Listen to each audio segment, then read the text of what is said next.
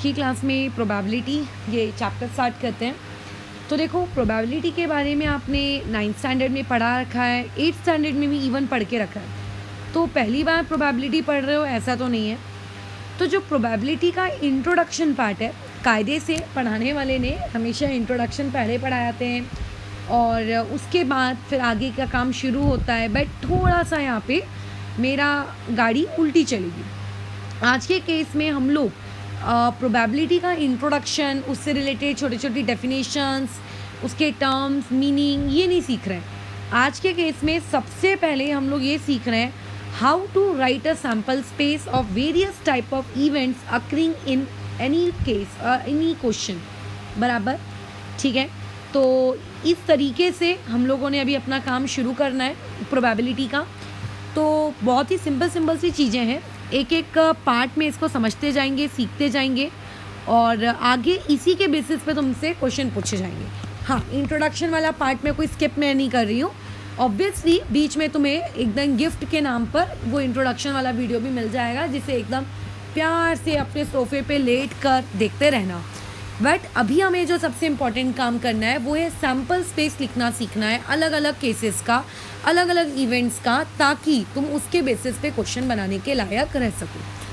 तो सबसे पहला टॉपिक हम लोग जो सीखेंगे वो रहेगा कॉइन्स वाला। ठीक है, सबसे पहला टॉपिक हम लोग जो सीख रहे हैं वो कौन सा वाला सीख रहे हैं? कॉइन्स वाला सीख रहे हैं। तो देखो, अभी यहाँ पर कुछ बहुत ही बेसिक से टर्म्स हैं जो आपको समझने हैं। अभी आपके पास क्या हो सकता है? एक सिक्का, ठीक है, 2 सिक्के, 3 सिक्के, 4 सिक्के, 5 सिक्के। अब आपकी जो सिलेबस है वो आप लोगों को ऐसे इनफाइनाइट सिक्कों के केसेस तक नहीं लेकर जाती कि मान लो 10,000 लोग लाइन में खड़े हैं और 10,000 लोगों के हाथों में 1 रुपये का एक सिक्का है और सभी 10,000 लोगों ने एक साथ वो सिक्का उछाला। तो बताओ क्या क्या प्रोबेबिलिटी बन सकती है? कुछ भी बन सकता है यार। पहले वाले आदमी के इसमें हेड आया, बाकी सभी के इसमें टेल आया। तुम बोलोगे नहीं मैडम, स्टार्टिंग के 2 आदमियों में हेड आया, बाकी सब में टेल आया। तुम बोलोगे नहीं मैडम, पहले और 99 नंबर के इसमें हेड आया, बाकी सब में टेल आया। तुम बोलोगे सभी का टेल आ गया, तो सभी का हेड आ गया, आधे हेड हैं आधे टेल हैं। मतलब कितने सारे केसेस बनाए जा सकते हैं, राइट? तो हम लोग उतने सारे नहीं पढ़ते। कॉइन्स के केस में जब सैम्पल स्पेस बनाने की बारी आती है, ठीक है, कॉइन्स के केस में जब सैम्पल स्पेस बनाने की बारी आती है तो हम लोगों को सिर्फ 3 चीज़ें पढ़नी होती हैं कि आपके क्वेश्चन में बोला क्या है। आपके क्वेश्चन में ऐसा बोला जा रहा है, अगर 1 कॉइन इज टॉस्ड, मतलब वहाँ पे एक आदमी है, जैसे क्रिकेट मैच जब शुरू होता है तो दोनों टीम के कैप्टन्स के साथ एक आई थिंक पर्सन रहता है जो कॉइन को उछालने का काम कर रहा है, मान लो। तो वो एक ही कॉइन उछाला जाता है ना उस वक्त, 2-3 कॉइन्स तो उछलते नहीं है।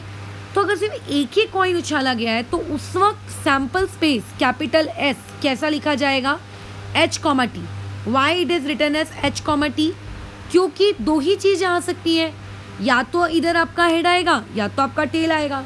हाँ, अब अगर तुम में से किसी की शैतानी खोपड़ी ऐसे चल रही है कि नहीं मैडम, मान लो आपका सिक्का एकदम खड़ा आ गया, फिर अपन क्या करेंगे? तो ऐसी बातचीत नहीं करते, ठीक है, नॉर्मल इंसानों के जैसी बातचीत करते हैं। 1 कॉइन इज टॉस्ड, तो आप ये सैम्पल स्पेस लिखोगे, ठीक है। अच्छा, करली ब्रैकेट में लिखा जाता है सैम्पल स्पेस को, इसको थोड़ा ध्यान देना।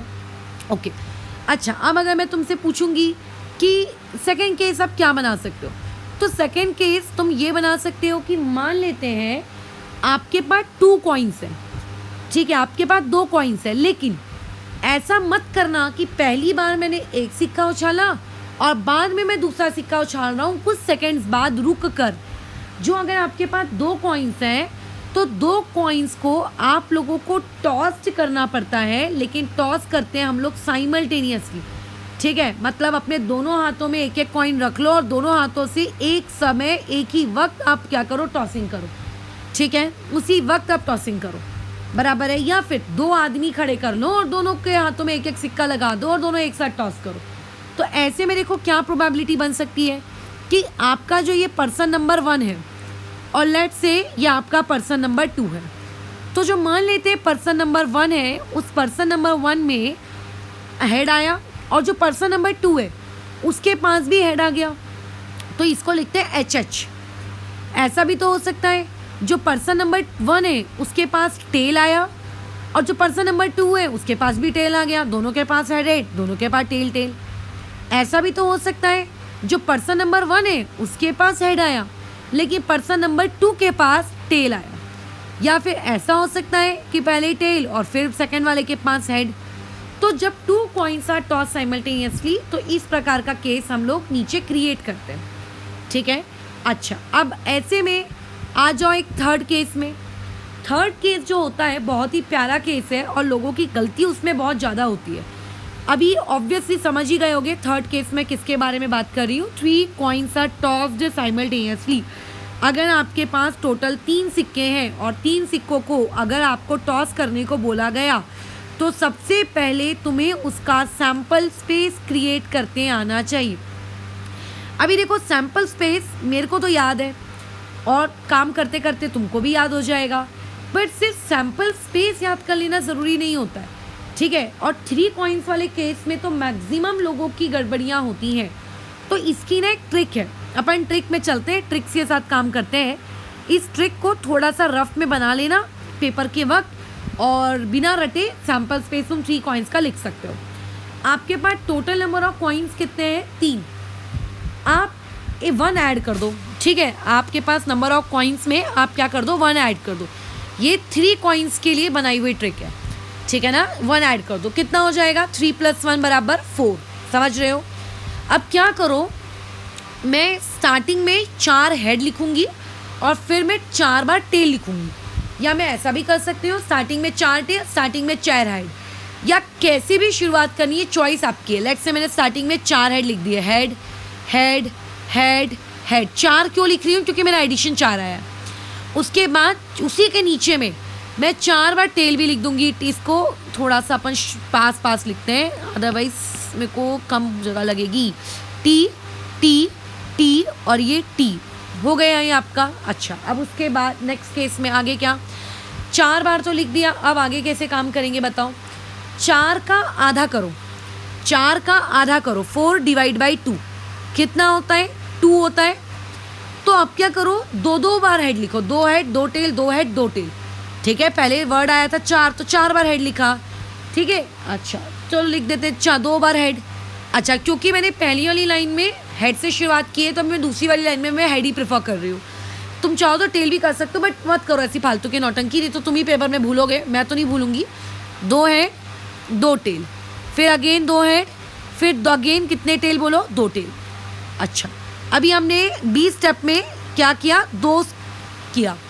अभी सी स्टेप में 2 का भी आधा कर दो, 2 / 2 बोलो कितना आएगा? 1।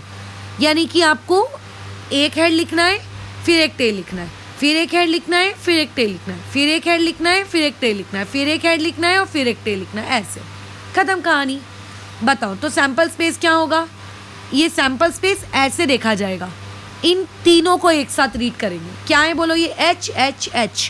तो सैम्पल स्पेस में क्या लिखोगे? इस तरीके से H H H, कॉमा। फिर सैम्पल स्पेस को कैसे रीड किया जाएगा? ये पूरी एक लाइन ऐसी रीड की जाती है, क्या हो जाएगा बताओ? H H T, यानी कि sample space will be H H T, ठीक है, H H T। अच्छा, थर्ड वाला रीड करो, क्या हो जाएगा? H T H। फोर्थ वाला रीड करो, क्या होगा? H T T। फिफ्थ वाला रीड करो, क्या होगा? T H H बराबर T H H। एक मिनट, कहाँ है फिफ्थ वाला? एक बार मैं देख लेती हूँ, हाँ कहीं गलत तो नहीं लिख रही हूँ। T H H। उसके बाद आ जाते हैं नेक्स्ट में T H T और T T H, T H T और उसके बाद T T H और आखिरी वाला ट्रिपल T। खत्म। गिन लो कितने हुए? 8। अब पेपर में क्या होता है, लोग कंफ्यूज जाते हैं, ये 8 सैम्पल स्पेस लिखने में बहुत कंफ्यूजन क्रिएट होती है। तो कंफ्यूजन का सवाल ही पैदा नहीं होता है। बना लो ये चार्ट बनाने की एक बार खुद से प्रैक्टिस कर लेना, बराबर हो जाता। तो कॉइन्स वाले में आपको बस ये 3 केसेस आ सकते हैं, 1 कॉइन टॉस हुआ, 2 कॉइन टॉस हुआ, 3 कॉइन टॉस हुआ, बस खत्म, ठीक है। अच्छा, अब कॉइन की गाड़ी छोड़ते हैं, आगे बढ़ते हैं। कॉइन के बाद जो प्रोबेबिलिटी में बहुत ही फेमस क्वेश्चन होता है वो होता है डाइस वाला क्वेश्चन। क्या होता है? डाइस वाला क्वेश्चन। डाइस मतलब जिससे लूडो खेलते हो, सांप सीढ़ी खेलते हो, राइट, वो वाली डाइस। तो पहले अपन ना एक नॉर्मल डाइस के बारे में बात करते हैं। किसके बारे में हम लोग बात करते हैं? Normal dice. नॉर्मल डाइस कैसी होती है? आप लोगों की नॉर्मल डाइस कैसी होती है, उसमें 1 लिखा होता है, उसमें 2 लिखा होता है, उसमें 3 लिखा होता है, उसमें 1 से लेके 6 तक के नंबर लिखे होते हैं, कोई भी नंबर मिस नहीं होता। 6 फेसेस होते हैं, हर फेस पे एक नंबर लिखा होता है। तो we are talking about normal dice. Okay, अब डाइस वाले क्वेश्चन में कैसा आता है, ऐसा लिखते हैं case number 1, die is thrown. ये वर्ड देखना, डाई आप लोगों का सिंगुलर वर्ड है, तो समझ जाना कि सिर्फ एक ही बार या फिर एक ही डाइस फेंकी गई है, ठीक है।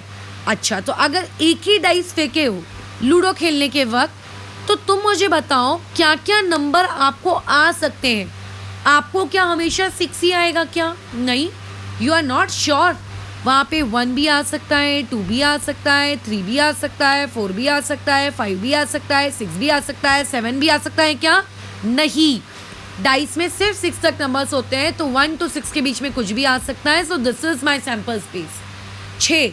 लेकिन अगर मान लेते हैं आप लोगों के पास कल को क्वेश्चन ऐसा आ जाए, 2 डाइस आर थ्रोन, आप लोगों को 2 डाइस फेंकी गई साइमल्टेनियसली और आपको बोला जा रहा है सैम्पल स्पेस लिखो, तो ये भी देखो कुछ ऐसा है।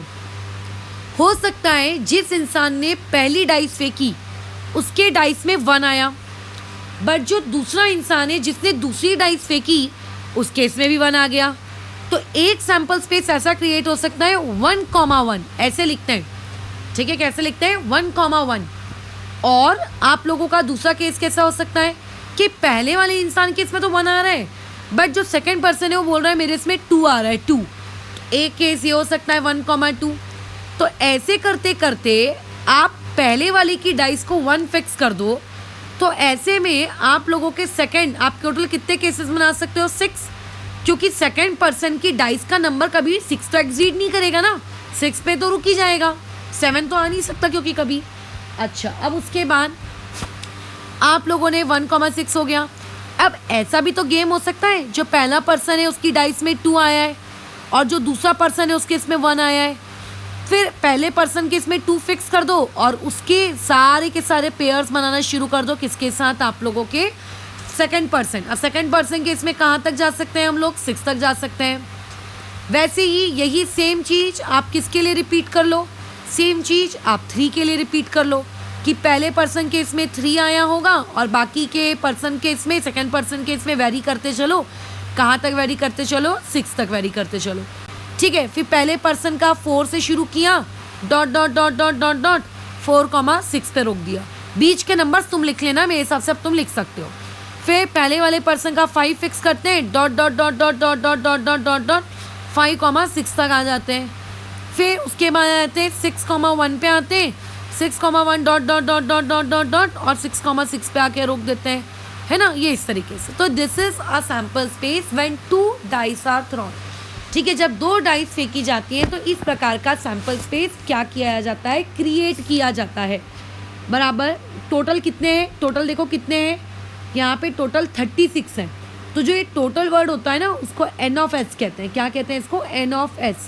तो यहाँ पे टोटल कितने आपके पॉइंट्स हैं? 36 पॉइंट्स हैं उसके अंदर सैम्पल स्पेस में। ये हो गया। तो अभी आज के वीडियो में मैं तुम्हें basic sample space create, okay.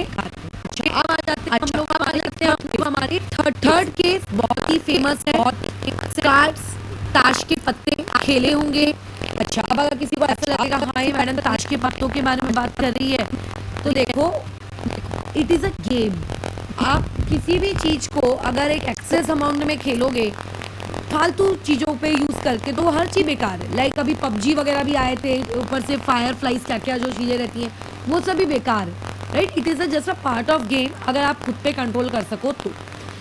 अभी देखो कार्ड्स के जो पत्ते होते हैं, नॉर्मल जो प्लेइंग कार्ड्स होते हैं वो 52 कार्ड्स होते हैं, 52 कार्ड्स, ठीक है। I am talking about normal playing cards, normal playing cards. लेकिन मान लो अब मेरे घर में मेरे को ये खेलना है, राजा चोर चिट्टी कहते हैं आई थिंक हिंदी में, चोर चिट्टी वाला गेम। उसमें टोटल 4 चिट्टियाँ बनाई जाती हैं, होप तो तुम्हें ये गेम पता हो।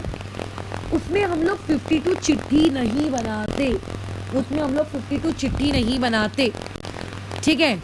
अच्छा, एक आता था बचपन में, मैंने मेरे भाई के पास देखा था, आपके जो ये पोकेमॉन्स रहते हैं उनके भी प्लेइंग कार्ड्स आते हैं, राइट। और भी आपके जो साथ ही साथ में जो WWE वाले जो लोग होते हैं, WWF वाले, उनके फाइटर वालों के भी प्लेइंग कार्ड्स, उनकी फ़ोटो बनती है। Okay, we are not talking about them. तो एक होते हैं आपके नॉर्मल प्लेइंग कार्ड्स और एक होते हैं कैसे भी फालतू के प्लेइंग कार्ड्स। कल को उस पर किसी ने फ्रूट की फ़ोटो बना दी, कल को उस पर किसी ने कार्टून की फ़ोटो बना दी, कुछ भी, कैसा भी प्लेइंग कार्ड, कोई भी प्लेइंग कार्ड आपने ऐसा क्रिएट कर लिया। तो usually question normal playing card से पूछे जाते हैं, इनसे कभी भी क्वेश्चन नहीं पूछे जाते क्योंकि ये चीज़ तो दुनिया में होती ही नहीं है, बराबर। लेकिन अब इसमें देखो क्वेश्चन किस प्रकार से आता है ये मैं बता देती हूँ।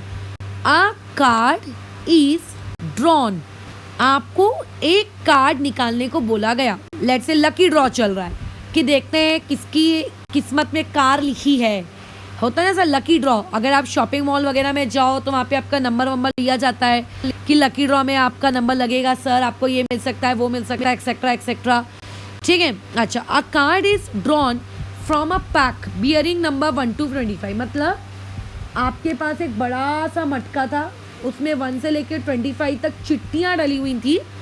अब 1 से 25 कोई फिक्स नंबर नहीं है, वो कुछ भी हो सकता है, 32, 33, 34, इसलिए मैंने कहा ये कोई भी कुछ भी बना सकते हो तुम। तो ऐसी चीज़ों का आपको सैम्पल स्पेस कैसे लिखना है, कुछ नहीं लिखना है, जहाँ से शुरू हो रहा है dot dot dot dot dot dot, जहाँ पे ख़त्म हो रहा है, बस ये ऐसे होता है। लेकिन जो हमारे नॉर्मल प्लेइंग कार्ड्स होते हैं, ठीक है, ताश के पत्ते, इनमें टोटल नंबर ऑफ जो कार्ड्स होते हैं वो टोटल नंबर ऑफ कार्ड्स होते हैं 52, बराबर। टोटल नंबर ऑफ कार्ड्स यहाँ पे कितने होते हैं 52, जोकर को काउंट नहीं करने का, बराबर। पता चले जोकर वोकर भी काउंट कर रहे हो, joker is not counted in probability, ठीक है। तुम्हारी मर्जी, तुम जोकर के 50 कार्ड डाल दो और बाकी के 2 अपने नॉर्मल प्लेइंग कार्ड डाल दो, जोकर इज नॉट काउंटेड, सिर्फ जोकर को भूल जाओ। टोटल कार्ड्स आपके पास 52 हैं। अच्छा, अब इसमें कार्ड्स टोटल आप लोगों के 4 प्रकार के होते हैं। टोटल कार्ड्स कितने टाइप के होते हैं, 4 टाइप के होते हैं। अगर प्लेइंग कार्ड्स देखे हो तो बहुत अच्छी बात है, अगर नहीं देखे हो तो देखने में कोई बुराई नहीं है, देख सकते हो। सबसे पहले हम लोग कार्ड्स को उनके कलर के बेसिस पे क्लासीफाई करते हैं, ठीक है। सबसे पहले हम उनके कार्ड्स को उनके कलर के बेसिस पे क्लासीफाई करते हैं। कार्ड्स में सिर्फ 2 ही कलर होते हैं, एक होता है आपके पास रेड कलर के कार्ड्स और एक होते हैं आप लोगों के पास ब्लैक कलर के कार्ड्स, और दोनों इक्वल क्वांटिटी में होते हैं। तो अगर टोटल कार्ड्स आपके पास 52 है तो ऐसे केस में रेड कलर के कार्ड्स आपके पास कितने होंगे बताइए, ऑब्वियसली 26 होंगे, और ब्लैक कलर के कार्ड्स भी कितने होंगे 26। अभी जो रेड कलर होता है इसको हम लोग फर्दर 2 पार्ट्स में डिवाइड करते हैं, ठीक है। जो रेड कलर के कार्ड्स होते हैं इसको हम लोग फर्दर 2 पार्ट्स में डिवाइड करते हैं। ये जो डिवीजन है ये इस बात पे डिपेंड करता है कि उस रेड कलर के कार्ड में उसकी शेप क्या बनी हुई है, शेप। अब जो कार्ड होता है रेड कलर का, उस रेड कलर के कार्ड में आप लोगों के पास एक हार्ट शेप का ऑप्शन होता है, आपके पास एक ऐसा हार्ट शेप का कार्ड वाला ऑप्शन होता है रेड कलर का, वहाँ पे आपको हार्ट बना हुआ दिखेगा, ठीक है, HEART हार्ट, ठीक है। अच्छा, और दूसरा होता है आपको ऐसे ये ऐसा एक मिलेगा, इसको हिंदी में ईट कहते हैं, ठीक है। इसको हिंदी में, हिंदी भाषा में, ताश के पत्तों में इसको ईट कहते हैं। लेकिन we are English medium students, हमें पेपर इंग्लिश में आएगा, तो इसे हार्ट को हार्टी कहोगे, हिंदी वाले लोग दिल कहते हैं और इस वाले को ईट कहते हैं, but we will called it as a diamond card. क्या कहेंगे हम इसको, डायमंड कार्ड। क्या कहेंगे इसको, डायमंड। तो रेड कलर में 2 शेप्स आती हैं, एक हार्ट शेप, एक डायमंड शेप, और दोनों ही इक्वल क्वांटिटी में होती हैं, यानी कि हार्ट शेप के कार्ड्स भी आपके पास 13 होंगे और डायमंड शेप के कार्ड्स भी आपके पास 13 होंगे। अच्छा, क्या ये शेप वाले ऑप्शन सिर्फ रेड में होते हैं क्या, नहीं। आप ब्लैक कलर के कार्ड्स को भी शेप वाले पार्ट में क्या कर सकते हो, तोड़ सकते हो, बराबर। ब्लैक कलर वालों की भी कितनी शेप्स होती हैं, टोटल 2 शेप्स होती हैं। मेरे पास जगह कम है इसीलिए मैंने इस तरीके का ट्री डायग्राम बनाया है, तुम कॉपी में इसको सुंदर तरीके से बना लेना। अब आते हैं ब्लैक कलर के कार्ड्स पर। अच्छा, अभी ब्लैक स्क्रीन के ऊपर ब्लैक कलर दिखेगा नहीं, इतनी दिमाग तुम्हारे अंदर होना चाहिए। इसलिए मैं ब्राउन कलर से बना रही हूँ उन कार्ड्स को, बराबर, क्योंकि ब्लैक कलर की स्क्रीन पे ब्लैक कलर नहीं दिखेगा, देयरफॉर। ठीक है, अच्छा, इसको कहते हैं हिंदी की भाषा में चिड़ी। हिंदी भाषा में इसे कहा जाता है चिड़ी, चिड़ी कहते हैं इसको, चिड़ी, बराबर। अच्छा, अब लेकिन we are a student of English medium, तो हम लोगों को पता होना चाहिए ऐसा ट्री बना होता है, ये ऐसा आप लोगों का एक ट्री बना होता है। अब हमें पता होना चाहिए कि इस शेप को क्या कहा जाता है। In the English language, in English language we called it as a club card. इसे क्या कहते हैं? Club card. और वैसे ही ब्लैक कलर में एक और शेप होती है, उस शेप को हम कहते हैं पान का पत्ता।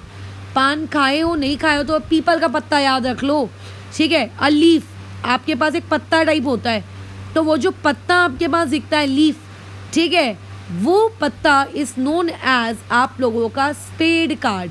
क्या कहलाता है वो? Spade card. और यहाँ पे भी आप लोगों के पास इसकी क्वांटिटी 13 होती है, इसकी क्वांटिटी 13 होती है। तो इस तरीके से कार्ड्स आप लोगों के पास होते हैं, याद रखना। चलो अभी कार्ड्स में और डिटेल इन्फॉर्मेशन पे बातचीत करते हैं।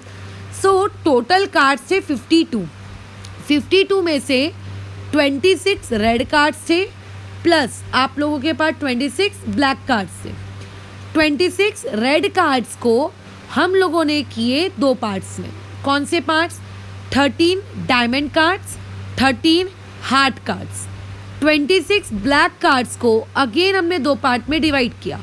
आपके पास 13 क्लब कार्ड्स, 13 स्पेड कार्ड्स, बराबर। अब वो जो 13 टाइप के कार्ड्स होते हैं वो हम लोगों को पढ़ना है कि वो कौन से हैं। तो देखो जो गिनती होती है ना 1 2 3 4 5 6, आप लोगों के कार्ड्स में ये गिनती 1 से शुरू नहीं होती। चाहे आप कोई से भी कलर का कार्ड पढ़ो या चाहे कोई से भी शेप का कार्ड पढ़ो, कार्ड्स में गिनती शुरू होती है 2 से। 2 होता है, 3 होता है, 4 होता है, 5 होता है, 6 होता है, 7 होता है, 8 होता है, 9 होता है, 10 भी होता है, बट 1 नहीं होता। तो ये जो गिनती वाले कार्ड्स हैं, ये कौन से कार्ड्स से बताओ? आपके गिनती वाले कार्ड्स। ये कौन से कार्ड्स हैं? गिनती, जिनमें नंबर्स लिखे हैं, ठीक है। ये कौन से कार्ड्स हैं? गिनती वाले कार्ड्स जिनमें नंबर्स लिखे हैं, इन्हें हम लोग कहते हैं नंबर कार्ड्स, ठीक है। इन्हें क्या कहते हैं हम लोग? Number cards. तो मुझे बताओ आपके पास ऐसे कितने नंबर कार्ड्स हो गए? आपके पास ऐसे नंबर कार्ड्स हो गए टोटल 9, मतलब सिर्फ इसमें 9। और ऐसे ही सेम नंबर कार्ड्स आपके बाकी शेप में भी तो होंगे ना। बाकी शेप में क्यों नहीं होंगे ये नंबर कार्ड्स?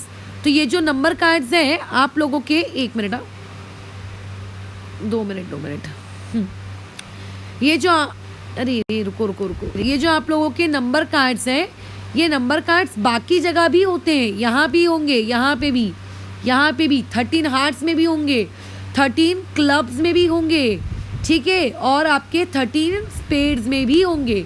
यानी कि तो एक कलर को अगर एक शेप को चूज करोगे तो एक शेप में नंबर कार्ड्स होंगे 9। और ऐसे आपके पास टोटल कितनी शेप्स है? 4। तो ऐसे में अगर मैं पूछूंगी बताओ यहाँ पे नंबर कार्ड्स आपके पास कितने हैं? नंबर कार्ड्स आपके पास कितने हैं? तो नंबर कार्ड्स होंगे 9। यहाँ पर बोलो नंबर कार्ड्स कितने होंगे? तो यहाँ पे भी नंबर कार्ड्स होंगे 9।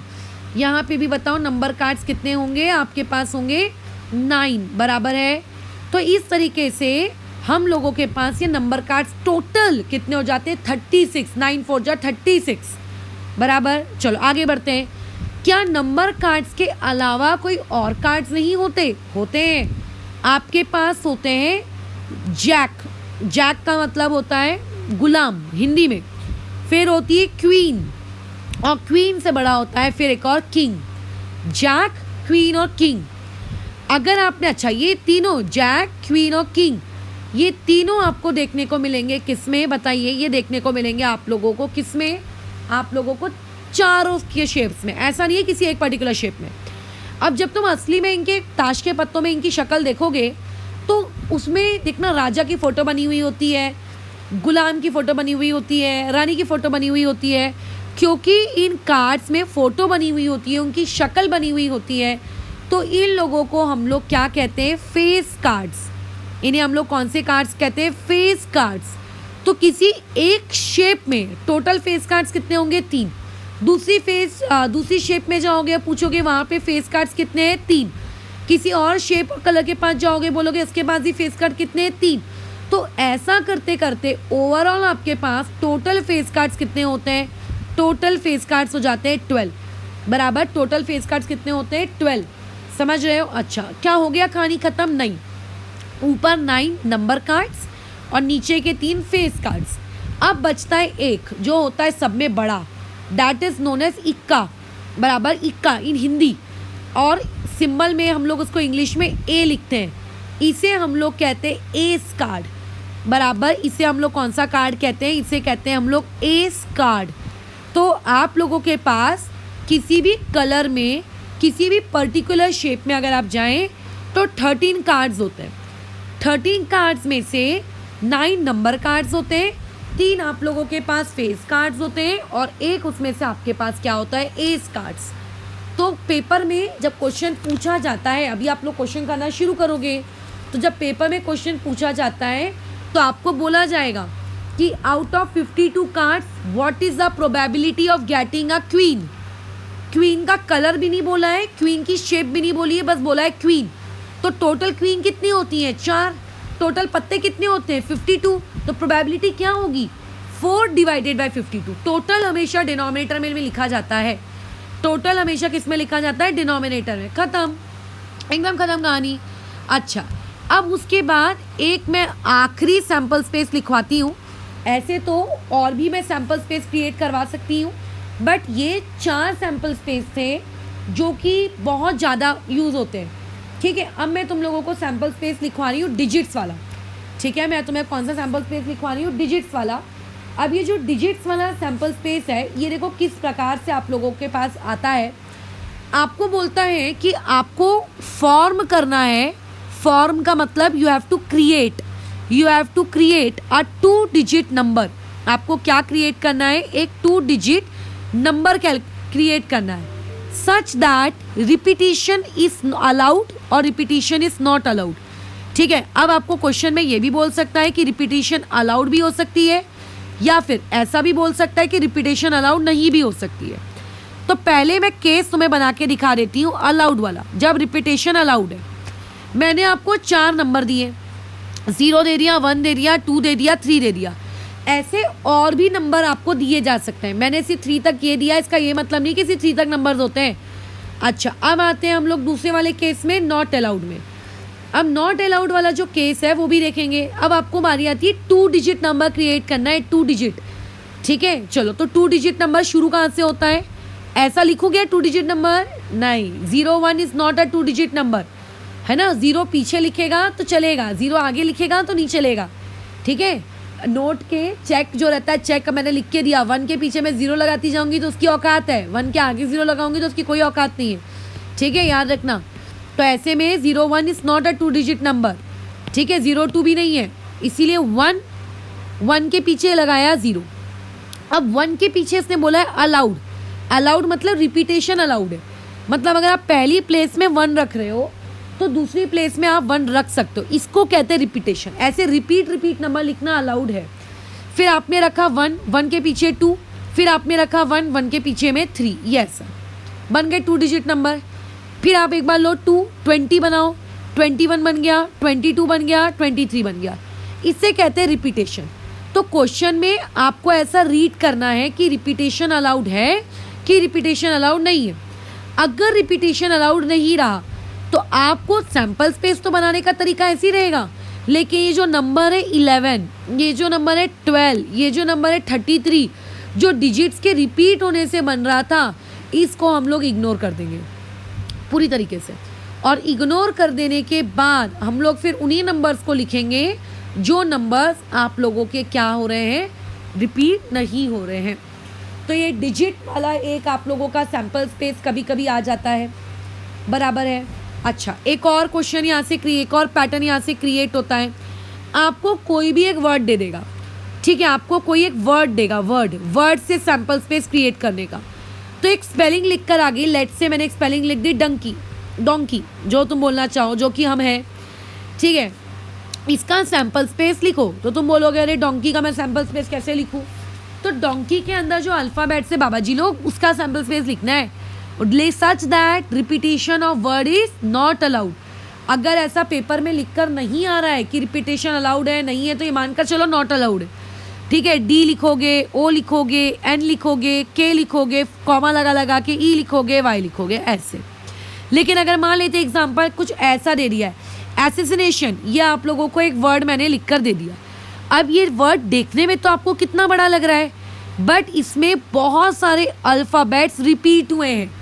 आपको रिपीट अल्फ़ाबेट्स नहीं लेने। इन केस अगर मैंने सैम्पल स्पेस लेने को कहा, अगर मैंने यहाँ पे बोला रिपीटेशन नॉट अलाउड, अगर मैं यहाँ पे लिख के देती हूँ repetition not allowed, not allowed अगर मैंने लिख दिया है क्वेश्चन में, तो आपको सिर्फ एक ही, जैसे ए कितनी बार आ रहा है देखो, तो आपको 3 बार ए नहीं लेना है, आपको सिर्फ ए एक ही बार लेना है, एस एक ही बार लेना है, आई एक ही बार लेना है, एन एक बार लेना है, टी लेना है, ओ लेना है। बट अगर मान लेते हैं मैंने ऐसा लिख दिया कि आप लोगों के पास मान लेते हैं रिपीटेशन अलाउड है, तो रिपीटेशन अलाउ वाले केस में आपको क्या करना है, वो जो आपका पूरा एसेसिनेशन जो लिखा हुआ है वही का पूरा वर्ड वो आपका क्या आएगा, सैम्पल स्पेस में बस कॉमा लगाते जाओ और सैम्पल स्पेस में उस पूरे के पूरे वर्ड को आप लिखते जाओ, खत्म।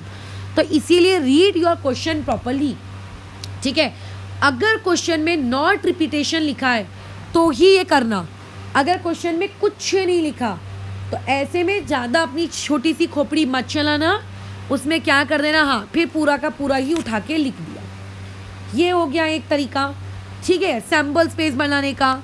अच्छा, एक तरीका और आता है कमिटी वाला। कमिटी वाले में भी बात कर लेते हैं। देखो कमिटी वाला ऐसा आता है, कमिटी नहीं, पहले ऐसा वाला सैम्पल स्पेस क्रिएट करते हैं। एक इंसान ने आपसे बोला मैं वन कॉइन समझते हो, head comma tail, and 1 die are throne.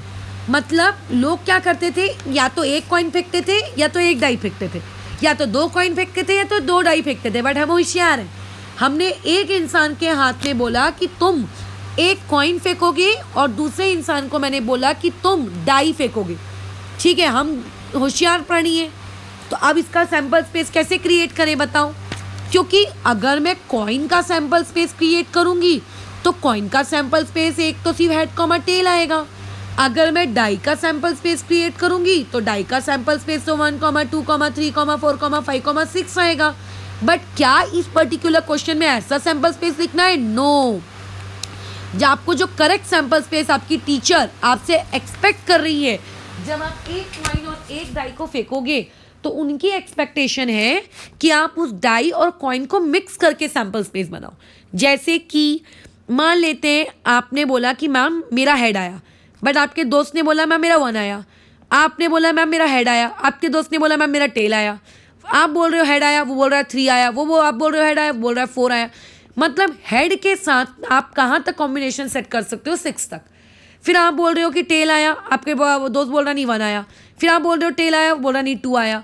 तो such type of combination is expected from your side when आपका coin and die are thrown simultaneously, अलग अलग नहीं, जब वो दोनों साइमल्टेनियसली थ्रो किए गए तब, ठीक है। अच्छा, एक और सैम्पल स्पेस में आ जाते हैं। अब आपके पास ये सैम्पल स्पेस में कमिटी वाला बना रही हूँ। कमिटी मतलब स्कूल में बहुत सारे इवेंट्स होते रहते हैं, आप लोगों की कमिटी बनाई जाती है, आप लोगों के ग्रुप्स क्रिएट किए जाते हैं। मान लेते हैं एक आपके स्कूल टीचर को कमिटी तैयार करनी है, ठीक है, 2 लोगों की। अब 2 लोगों में टीचर ने क्लास में लड़के भी हैं लड़कियां भी हैं, तुम खुद सोचो कमिटी के क्या क्या ऑप्शंस पॉसिबल है। टीचर ऐसा भी कर सकती है, चलो दोनों लड़कियों को ले लेती हूँ।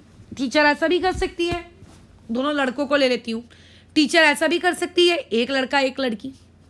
बात समझ में आ रही है? तो सोचो, आपको एक कमिटी बनानी है, आपके पास 2 बॉयज़ हैं, चलो 3 बॉयज़ ले लेते हैं। बॉयज़ की जगह मैन, वुमेन, कुछ भी ऑप्शन आ सकता है। तो आप उन 3 बॉयज़ के लिए सिंबल यूज़ करोगे B1, B2 और B3। ये ऐसा मैन आया तो M1, M2, M3, ठीक है। अच्छा, अब मान लेते हैं गर्ल्स की बात हो रही है। मान लो आपके पास 2 ही गर्ल्स हैं, ठीक है। अच्छा, तो गर्ल्स को मैंने ले लिया G1, G2, G3। आपको कमिटी बनानी है, ग्रुप बनाना है, make a group of 2, make a group of 2, ठीक है। तो आप सैम्पल स्पेस अब कैसे लिखोगे? तो सबसे पहले एक छोटी सी बात अपने छोटे से ब्रेन में डालना, वो छोटी सी बात जो अपने छोटे से ब्रेन में डालोगे, पहले दोनों लड़कियों का ग्रुप बना लो। 1 मिनट रुको, हाँ मैं अभी तुम्हारे पास मैसेज आने वाले हैं।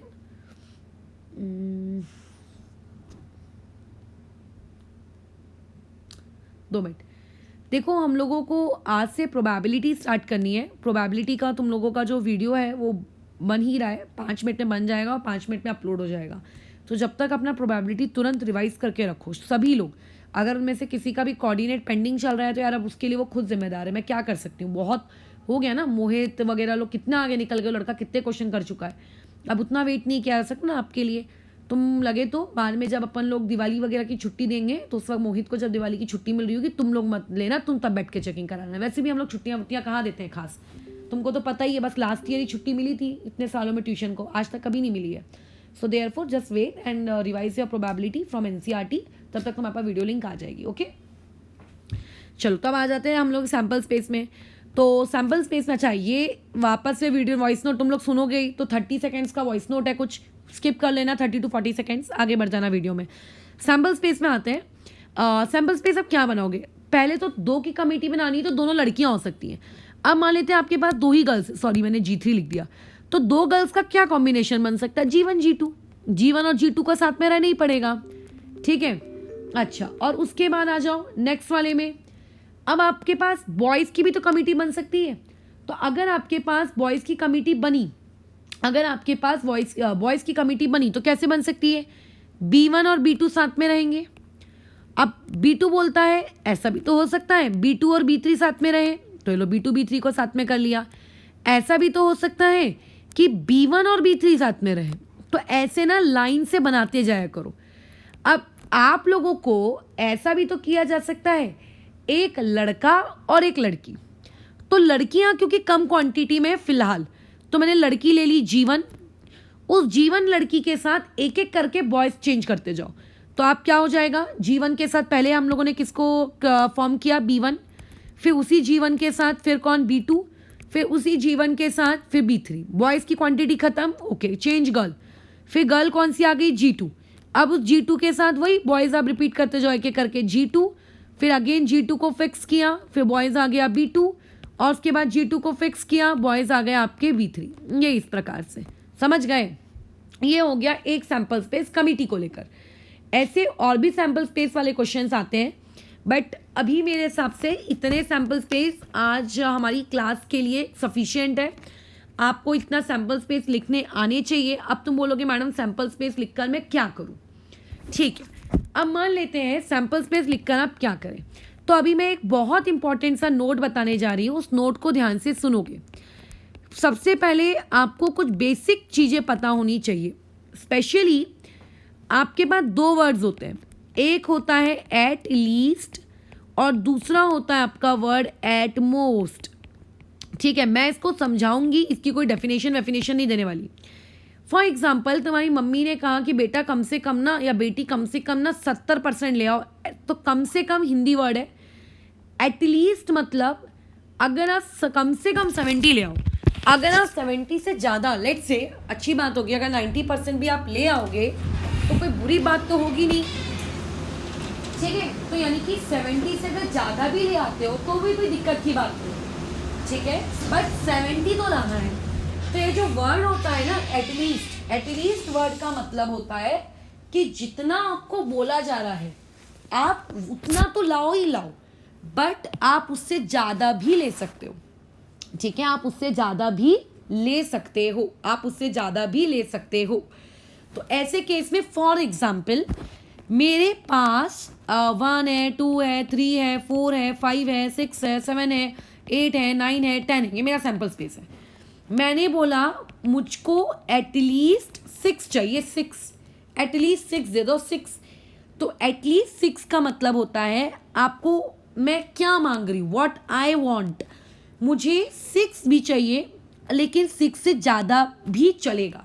तो एटलीस्ट में आपको जो नंबर दिया होता है वो नंबर तो आपको लेना ही होता है, उस नंबर से, ठीक है, आपको बड़े नंबर्स भी लेना अलाउड है, ये होता है एटलीस्ट का मतलब। लेकिन अगर आपके पेपर में ये वर्ड लिख कर आ गया एटमोस्ट 6, एटमोस्ट 6 है, तो एटमोस्ट 6 वालों के लिए आपको 6 तो लेना है, बट 6 से छोटे नंबर लेने हैं, लेस वाले लेने हैं, बराबर। तो 6 से छोटे क्या हो सकते हैं? 5 हो सकता है, 4 हो सकता है, 3 हो सकता है, 2 हो सकता है, 1 हो सकता है। तुम बोलोगे 0 हो सकता है, -1 हो सकता है। अरे पगलो, मेरा सैम्पल स्पेस 1 से शुरू हो रहा है ना, तो 1 पे ही आके रुक जाऊंगी। अगर मेरा सैम्पल स्पेस 1 से लेट से वो होता, क्या कहते हैं, छोटा 0 होता, तो मैं 0 भी लूँगी, ठीक है। एटलीस्ट एटमोस्ट बहुत कंफ्यूज करता है लोगों को। पॉइंट नंबर 3, होल नंबर्स क्या होते हैं? मैं समझाने नहीं बैठी हूँ, बस मैं बता रही हूँ। होल नंबर 0 से शुरू होते हैं, ठीक है। अच्छा, 4th, प्राइम नंबर्स क्या होते हैं ये पता होना चाहिए। प्राइम नंबर्स मतलब जो खुद के टेबल से डिवाइड होते हैं और जो 1 के टेबल से डिवाइड होते हैं, जिनके सिर्फ 2 ही फैक्टर्स पॉसिबल है, वही एक तो खुद और या तो 1। जैसे एग्जाम्पल के तौर पे 2, 3, 5, 7, ये ऐसे वाले। और प्राइम का ही उल्टा होता है कंपोजिट नंबर्स।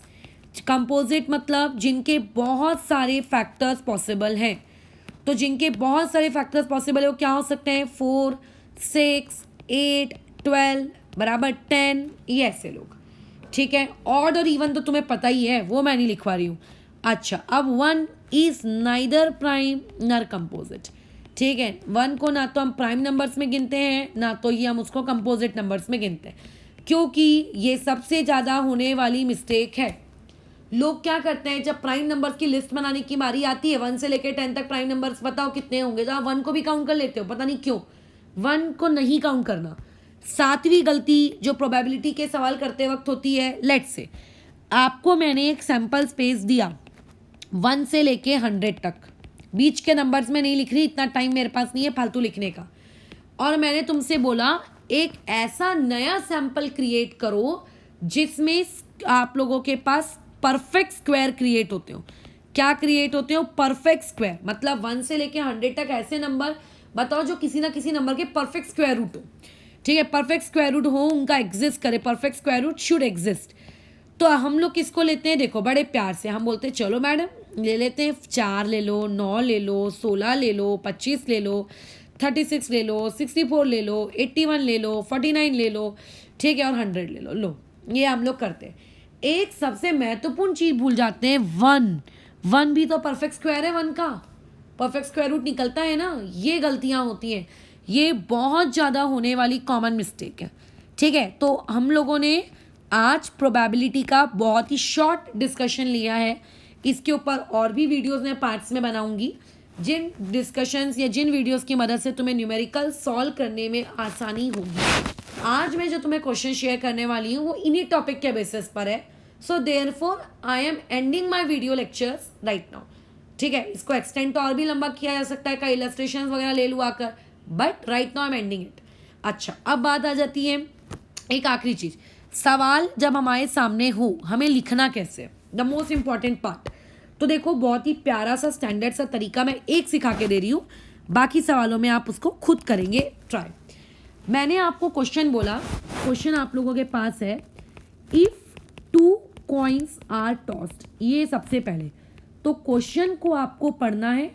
पढ़ने के बाद आपको ये बताना है कि आपके पास सैंपल स्पेस क्या होगा। प्रोबेबिलिटी किसकी ढूंढनी है वो तो भूल ही जाओ, पहले तो सबसे पहला जॉब क्या होना चाहिए, सैंपल स्पेस आपको क्रिएट करना है।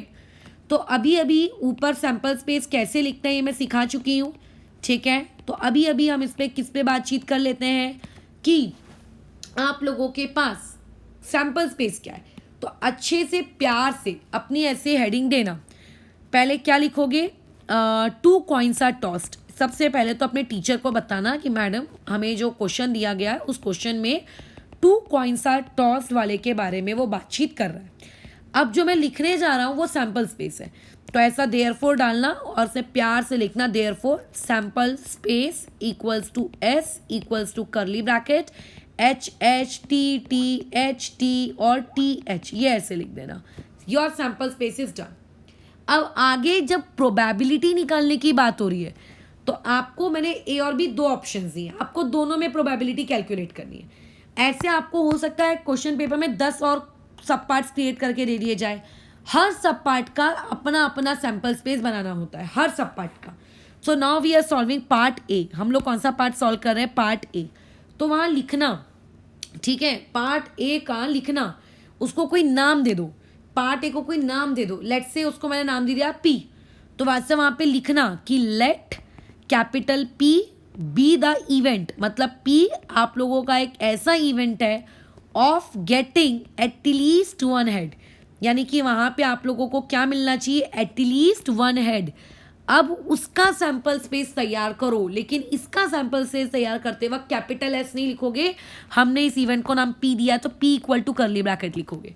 अब सोचो, ऊपर जो सैंपल स्पेस मैंने आपको लिख कर दिया है, इसमें से आपको एटलीस्ट वन हेड चाहिए।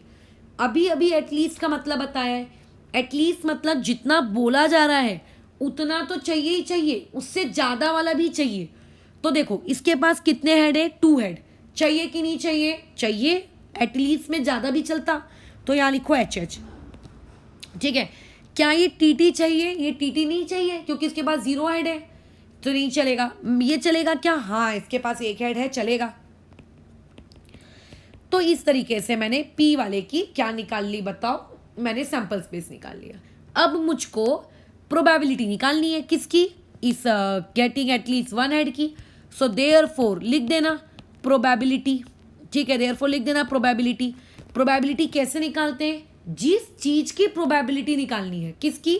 इस पी वाले की, उसके अंदर आपको कितनी क्वांटिटीज दिख रही है? 3 दिख रही है, डिवाइडेड बाय आपके पास यहाँ पे टोटल क्वांटिटीज कितनी है?